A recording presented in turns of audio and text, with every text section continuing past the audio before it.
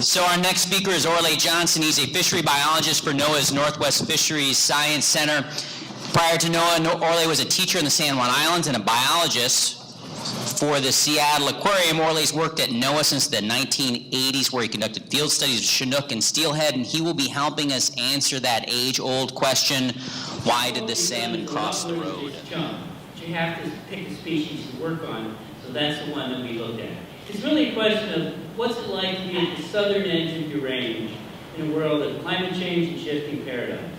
I'm a co-author. Anna Ellis did most of the lab work. Kathleen Neely and Jeff Hart, and Dave Stewart is our Oregon expert. And there's just a ton of people who I should mention who helped us in the field.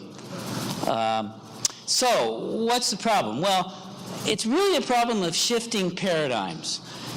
Chum salmon, everybody thinks of them, those who know anything about salmon, think of them as a northern species. But in fact, it's shifted northward since the early 1900s.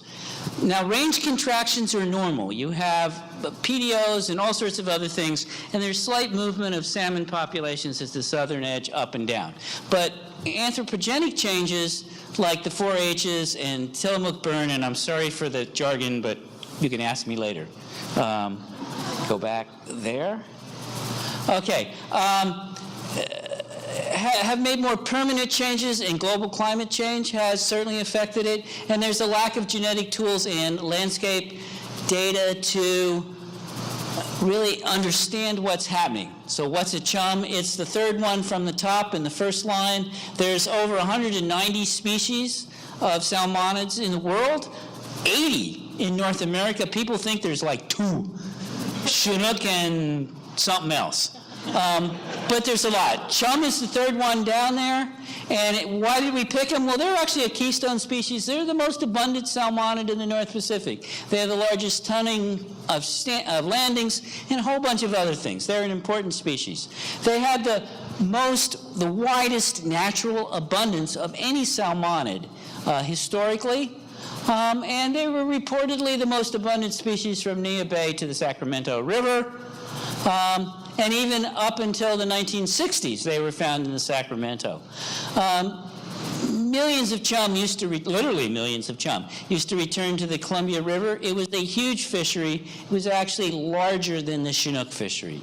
However, in the 40s and 50s, it started to collapse on the coast. By the 60s, it collapsed in the Columbia River. And now most people think, oh, Columbia River, they're only found north of the Columbia River. The paradigm shifted. That's what people think. I might say that burn that I talked about, that Tillamook burn, that started in the 1900s. And every year there was a drought. The Oregon coast burned up through 1950. Huge habitat change. We've lost the whole southern portion of chum, pink, and several other salmonid species. This is from a paper that we wrote in 2007. It's being updated right now. We did the genetic data using allozymes, which is a really ancient way of doing things, for the status review of chum salmon. And we found, even with that technique, that the coast and the Columbia River were different from everything else. And some reasons why isn't really important why, but people had all sorts of ideas. The biggest one was, number 4, that can't be true. There were no fish to the south. They must be hatchery fish. They must be Columbia River fish. Our data, we did the normal stuff. We collected the samples. That's where we collected them from, and we found fish there. Not a whole lot, but we found fish there. And ODF&W is working really hard to keep them going. And it is really gross. These fish are dead. They've been dead for a long time. And I have tremendous respect for the people who helped me collect these samples. It is gross. You stand in the shower for an hour when you're done. It's like dissecting a seal. It's horrible. And we also then compared them to other samples where we collected in other parts of the Northwest. And what we found was the obvious thing. Puget Sound is very different. The Columbia River is quite a bit different. And these coastal populations in Washington and Oregon are similar.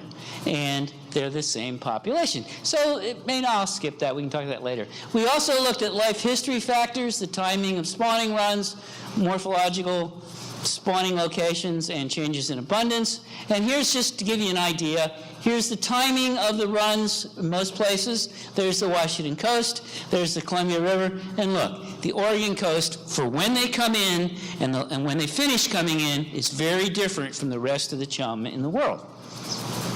Okay, so overall, since the 1950s, they're basically extinct from Sacramento to Newport.